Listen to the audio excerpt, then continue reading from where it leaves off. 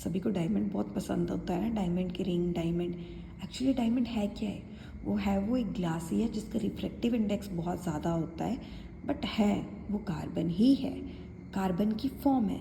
ये colourless, transparent, जिसमें से लाइट पास आउट हो सकती है, सॉलिड है, और इसकी बहुत ज़्यादा एक्स्ट्राऑर्डिनरी शाइन होती है, मतलब यूनिक सी शाइन होती है, इसलिए सभी को ये पहनना पसंद है।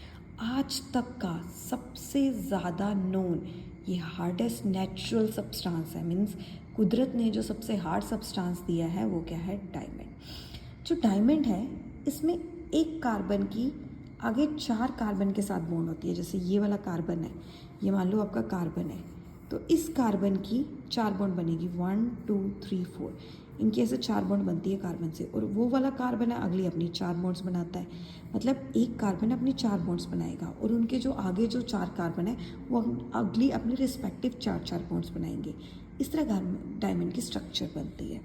अब देखो इसमें जो 4 बॉन्ड्स बन रही हैं, कार्बन बना रहा है एक दूसरे के साथ, तो बॉन्ड्स होती है थोड़ी स्ट्रॉन्ग, बहुत ज़्यादा, क्योंकि हम कह रहे हैं कि हार्डेस्ट सब्सटेंस है। हार्डेस्ट सब्सटेंस है तो इसका मतलब इसकी बॉन्ड्स क्या होंगी? स्ट्रॉन्ग। अगर बॉन्ड स्ट्रॉन्ग है तो उन्हें तोड़ने में ज़्यादा टाइम लगेगा, ज़्यादा आपको एनर्जी लगेगी, तो इसलिए इसका मेल्टिंग पॉइंट क्या होता है? बहुत ज़्यादा हाई, इसलिए क्योंकि बॉन्ड्स बहुत ज़्यादा स्ट्रॉन्ग होती है। उसके बाद इसकी रिजिड स्ट्रक्चर है, ऐसे सॉलिड स्ट्रक्चर बनती है, जिसके कारण इसकी हार्डनेस होती है। ये एक rigid non planner 3 dimensional structure होती है। हर एक कार्बन 4 के साथ जाके जुड़ जाता है। रिजिड मतलब ठोस, नॉन प्लानर और 3 डायमेंशनल, 3 डायमेंशंस में आती है इसकी स्ट्रक्चर, तभी तो आप पहन पाते हो। अब इसके यूजेस क्या है? एक तो सदाबहार, इसकी ज्वेलरी बनती है, नेकलेस, डायमंड रिंग, बहुत कुछ बनता है, क्योंकि इसकी शाइनी अपीयरेंस है, बहुत ज़्यादा एक्स्ट्राऑर्डिनरी, चमकता है, और रिफ्रैक्टिव इंडेक्स है इसलिए चमकता है। तो ये रिफ्रैक्टिव इंडेक्स फिजिक्स की टर्म है, जिसमें लाइट क्या होती है?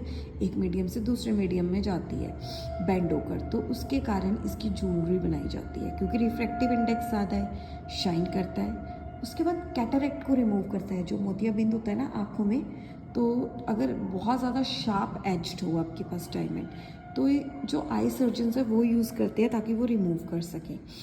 उसके बाद इसकी कटिंग इंस्ट्रूमेंट में भी यूज़ किया जाता है, जैसे ग्लास को काटना हो, कटिंग मशीन को काटना हो, सॉस काटना हो, सॉ मतलब आरी, तो उसमें इसको यूज़ किया जाता है। उसके बाद आ गया ग्रेफाइट।